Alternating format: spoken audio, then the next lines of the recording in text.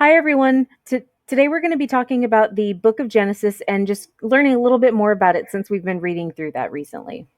For those of you that don't know me, I'm Ruby and I'm our social media manager here at All Saints. When I was a kid, I used to come to class prepared and, do the readings every night because I realized pretty quickly that I got a lot more out of the lesson if I kind of had some context for what they were talking about. And I kind of figured out that you can do that with church too. You can come to the sermon prepared if having read the night before, read ahead, whatever you want to call it. And it sort of helped me at least understand the speaker's interpretation a little bit better. I can't imagine that I'm alone in this, so I wanted to take the initiative to start a virtual Bible study that will follow the liturgical calendar. If you want to participate, I would love that, so please feel free to comment on this post and we can talk about this a little bit more.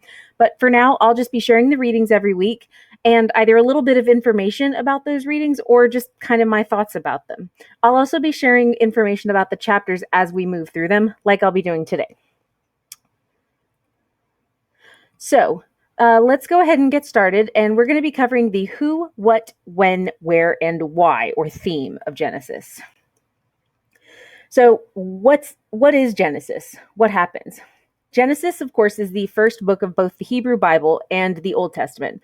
And it's an accounting of the creation story, the early history of the people, and the origin of Israel and the Jewish people. The book is divided into two major parts called the primeval history. That's the part that details the history of earth and nature, roughly chapters 1 through 11, and the ancestral history, which goes through the history of the early Jewish people, and that's roughly chapters 12 through 50.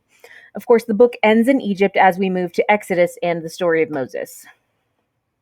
So, who's in Genesis and who wrote it? A key repeated phrase in Genesis is, "This is the account of," or "These are the records of," followed by either a bunch of names or a bunch of stories. In fact, that's pretty much all of Genesis, as I'm sure you've seen as we've read through it. The second chapter of Genesis opens with the account of the heavens and the earth, and then the book of Genesis swings us through a long series of sub-accounts.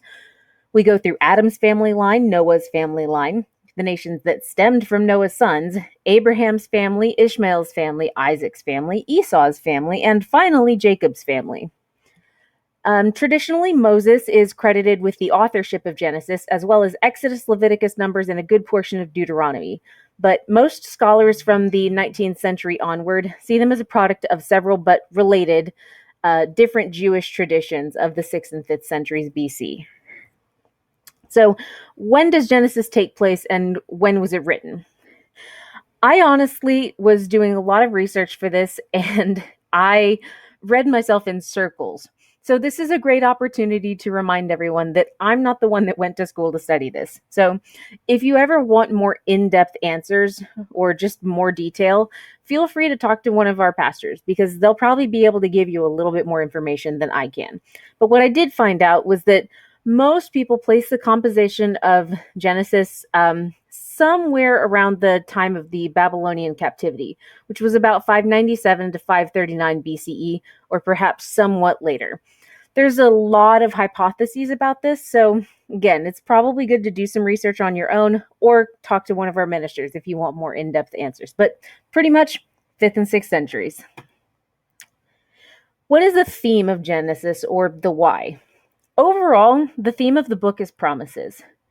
God is making promises to the patriarchs, or the ancestors, as they're sometimes called. And that would be Abraham, Isaac, and Jacob, along with their wives. Joseph is normally excluded from this list, even though he's a big part of Genesis.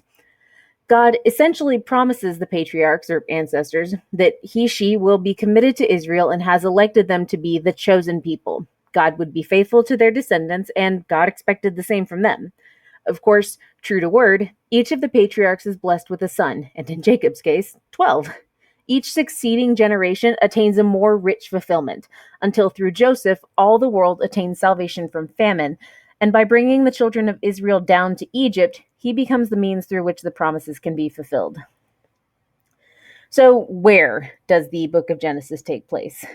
This is a really helpful map from BibleStudy.org that kind of shows you where all of the books of the Bible take place.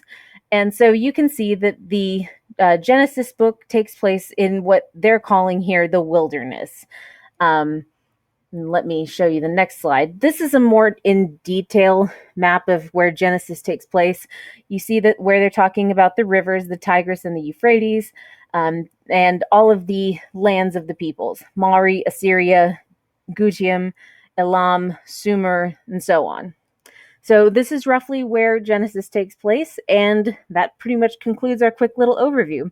Again, I would love to hear feedback from everyone, input on what you might like to see in the future from this virtual Bible study, and I hope you learned something. So thank you so much, and have a great day.